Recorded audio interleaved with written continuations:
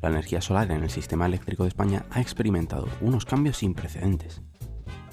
Lo que hace 30 o 40 años era un mix energético dominado por los combustibles fósiles y parte de hidráulica, es a día de hoy un sistema dominado por la renovable.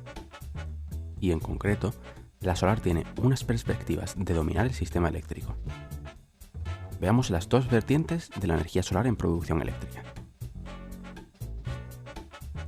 Por un lado tenemos la solar fotovoltaica. Es aquella que genera electricidad en forma de corriente continua por medio de un dispositivo conocido como célula solar. Al incidir suficiente radiación, se produce una diferencia de potencial o voltaje, tensión, entre los materiales de esa célula, que pueden ser semiconductores de silicio. A esto le denominamos efecto fotovoltaico y es la clave para producir electricidad a partir de la luz. Múltiples células solares constituyen los módulos fotovoltaicos que se pueden observar en los parques solares. Pero una vertiente quizás menos conocida es la solar térmica. Esta aprovecha la energía contenida por la radiación solar sobre una superficie para directamente generar calor. Este sistema lo hallamos en los captadores solares de los tejados de viviendas, que cuentan con un acumulador de calor para el agua caliente sanitaria. Pero esta tecnología también puede emplearse en usos industriales y, por supuesto, en generación eléctrica. Estas aplicaciones incluyen proyectos que usan espejos o incluso superficies parabólicas que condensan la energía de un fluido de trabajo en un punto caliente. En esta imagen se observa la central solar térmica de Sanlúcar la Mayor, en Sevilla, referente a nivel mundial cuando fue construida. Los espejos o heliostatos reflejan la radiación hacia una torre, donde se encuentra un fluido, que puede ser agua.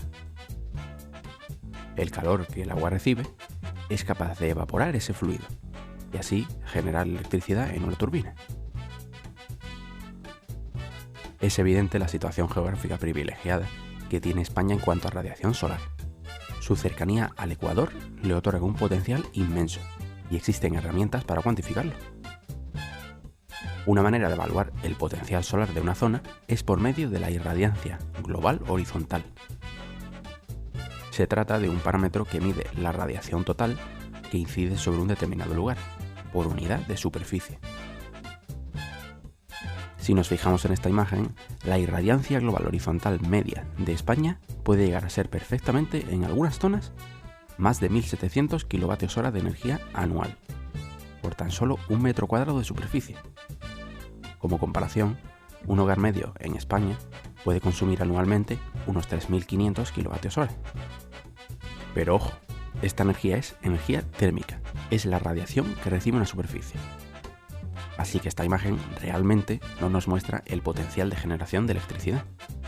Para ello necesitaríamos saber cuánta energía seríamos capaces de recoger por unidad de potencia instalada. Esto se expresa en unidades de kilovatio hora por kilovatio pico. ¿Y qué es el kilovatio pico? Pues como los módulos fotovoltaicos dependen en gran medida de las condiciones climáticas, el vatio pico es la potencia que estos módulos entregarían en condiciones normales. Por ejemplo, una temperatura ambiente o una radiación solar estándar. Ahora sí, podríamos estudiar el potencial de generación eléctrica solar.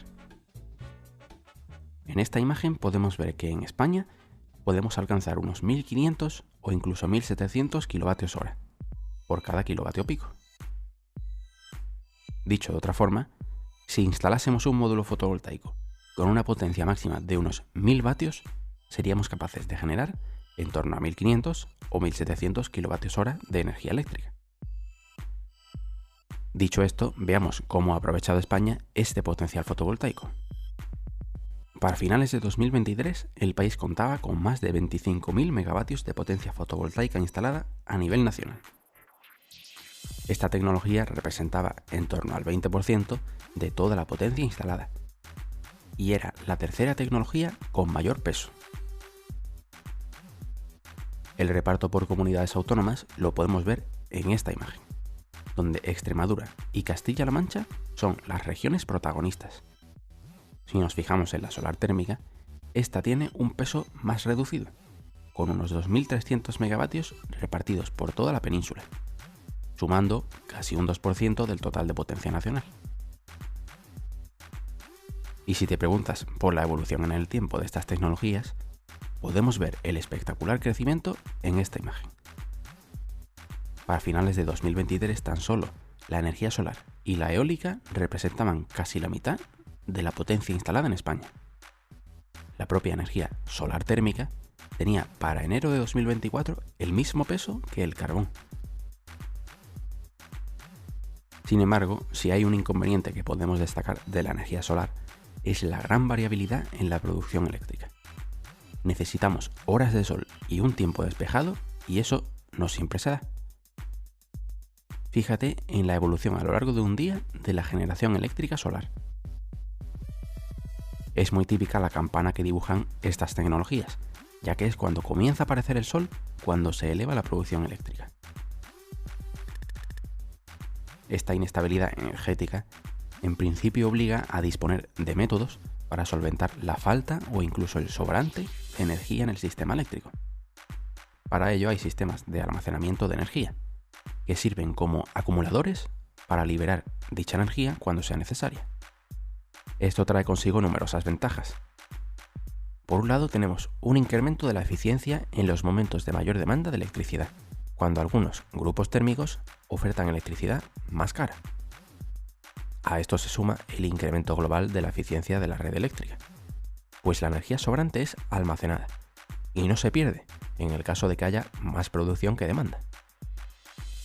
Y finalmente, disponer de capacidad de almacenamiento permite reducir la cantidad extra de potencia renovable a instalar, para compensar esa variabilidad de las renovables. Pues para energía solar existen diversos mecanismos para acumular energía.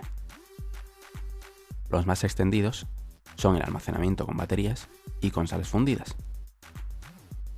El uso de baterías suele incluir baterías ion litio y baterías de iones de sodio.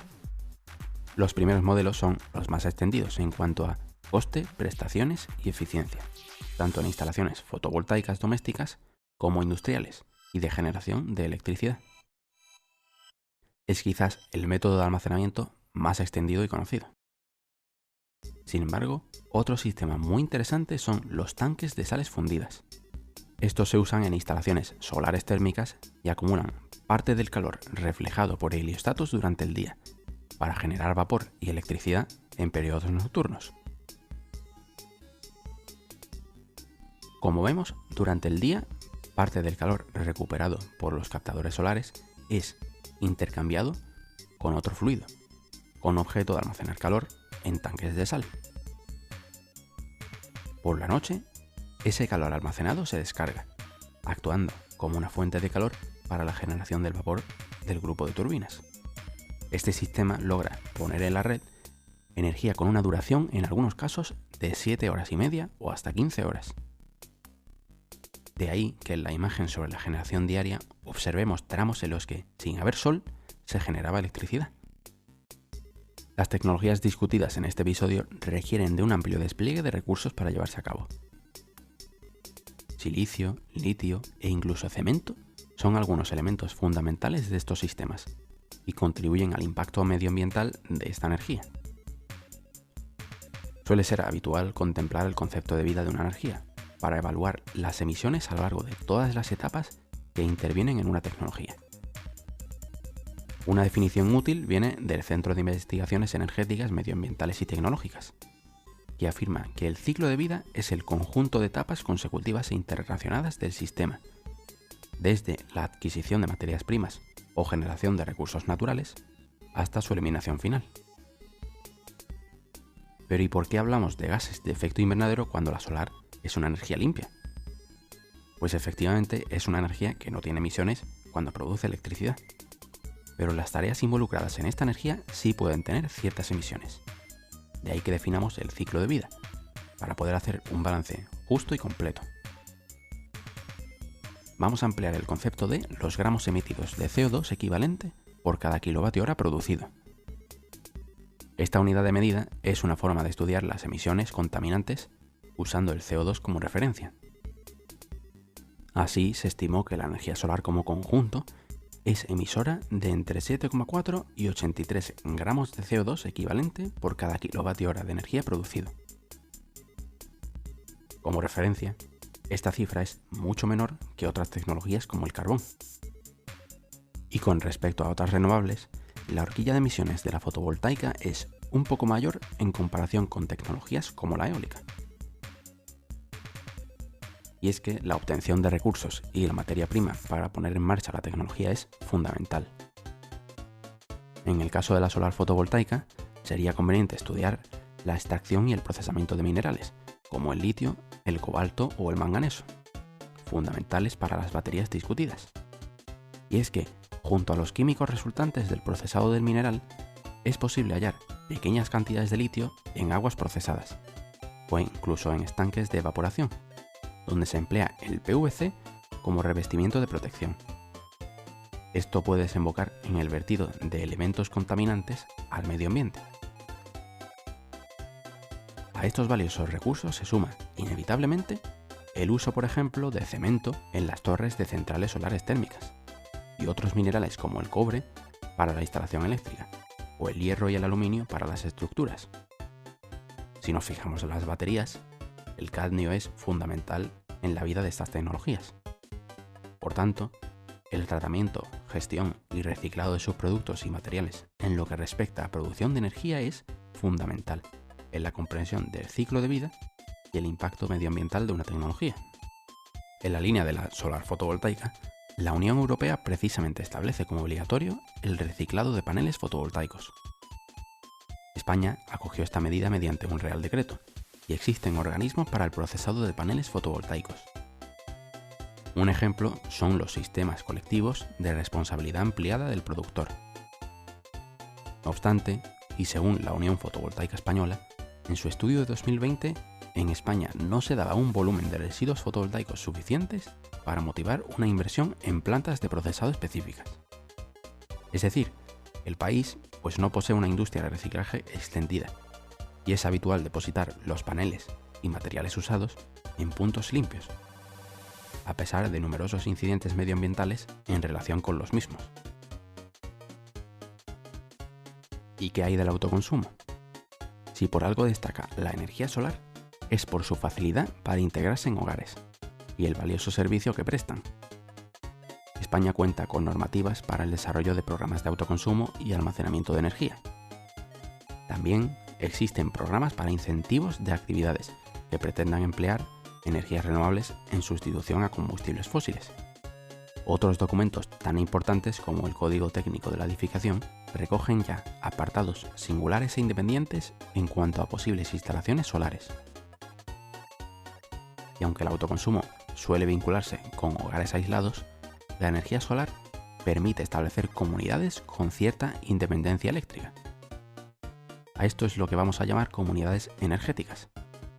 Son básicamente entidades jurídicas que pretenden usar los recursos renovables locales por sus socios o miembros, con objeto de aprovechar esos beneficios en la propia comunidad. Son además entidades beneficiarias de ayudas a fondo perdido. Es decir, no tienen que devolver el dinero. A nivel europeo, España en 2023 era séptima en cuanto a potencia instalada fotovoltaica de autoconsumo, por persona o per cápita. Esta tecnología ha llegado a representar en ese año un 3% de la demanda de electricidad nacional. La potencia instalada fotovoltaica de autoconsumo supera ya los 7.000 megavatios, un número similar a la potencia nuclear instalada a nivel nacional. El futuro de la solar aguarda numerosos avances y el enorme interés público hace que existan muchas tecnologías que comiencen a desarrollarse. Algunos sistemas tienen que ver con la mejora de los captadores solares para agua caliente sanitaria. Los sistemas intrínsecamente protegidos, por ejemplo, tienen materiales capaces de cambiar sus propiedades. Esto hace que a elevadas temperaturas el captador solar bloquee parte de la radiación incidente. ¿Y por qué querríamos esto? Pues cuando no se usa la ducha o el agua caliente, los captadores continúan expuestos al sol, acumulando calor. Esto hace que puedan fatigarse e incluso se sobrecaliente el fluido de trabajo y se evapore. Así, si hay una radiación excesiva y no se consume, este sistema pretende evitar problemas en el equipo. En solar fotovoltaica hay sistemas como la fotovoltaica de alta concentración, que pretenden incrementar las prestaciones. Estos sistemas concentran la radiación solar en celdas solares pequeñas, pero más eficientes que las tradicionales de silicio. Con estos equipos se pueden alcanzar rendimientos de más del 40% y presentan un buen rendimiento a altas temperaturas. Junto a su elevada durabilidad, estos sistemas son excelentes para condiciones climáticas muy duras. No obstante, son sistemas que requieren una radiación directa y constante orientación, además de los costes y el enorme espacio que ocupan. Pero si hay tecnologías que se están empleando hoy en día y que habrás visto, son las células solares de capa fina o de lámina delgada, que usan menos material para las mismas prestaciones, reduciendo así el coste global por unidad de energía producida. A pesar del menor rendimiento en la práctica, esta tecnología ofrece un rendimiento teórico mayor que los módulos fotovoltaicos tradicionales de silicio y responde mejor ante cambios de temperatura. Estos son solo algunos ejemplos de tecnología en desarrollo, y solo cabe esperar a que la energía solar, todavía muy joven comparada con otras, gane el mismo protagonismo que el carbón o el petróleo tiene a día de hoy.